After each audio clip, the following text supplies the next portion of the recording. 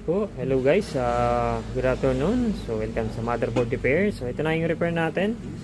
So line number 4464, Mobo yan. So date ngayon ay February 9, 2026. Ayan, nakasalpak na yung audio. So ito yung sira niyan, bar yung IC, tapos shorted is yung SMD capacitor, tapos missing pads, missing one piece SMD capacitor. So ayun siya, detected siya. So see, naka-benchmarking na rin tayo.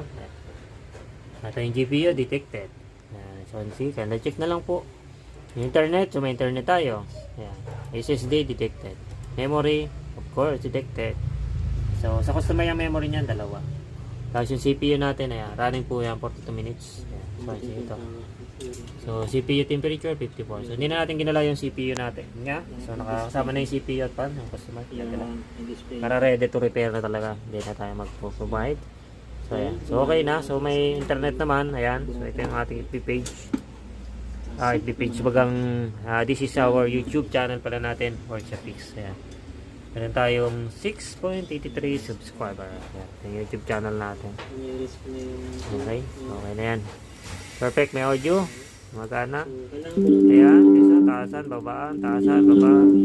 Gumagana. So, dito nakasuksak. Wala namang tayong ibang audio dyan. Okay. Ayan. So, okay na po siya. Pwede na pong kuhanin to, sir. So, line number 4464. Ayan po siya. So, nagpagawa na ito before. Yung una nating na-repair. Sunog din yung IC. Itong pinalitan natin. Tapos yung capacitor dito. Hindi pa rin. Ayaw niya mag-audio. So, sira. So, hindi pa lang. O PCH na. Walang schematic kasi itong board nito. Yung ganitong model din yung pinagawa ni customer.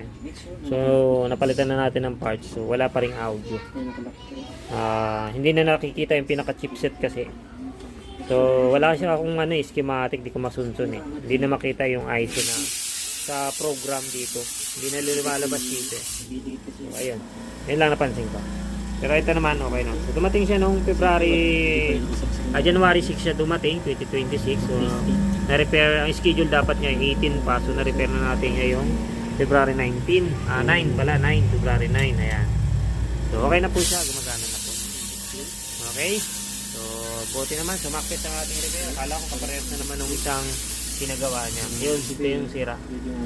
So, sunog yan. Yung IC na yan. Saka yung isang SMD capacitor. Sunog. Yan, maliit na to. Ito. SMD capacitor. Sunog yan. Tapos ito, shorted itong isa na to. Yung may yellow na. So far, so good. So, gumagana na ng maayos.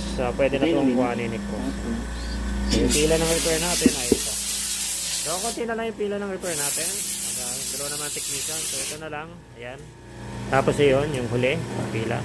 Yung kay Mark naman, ito. So, busy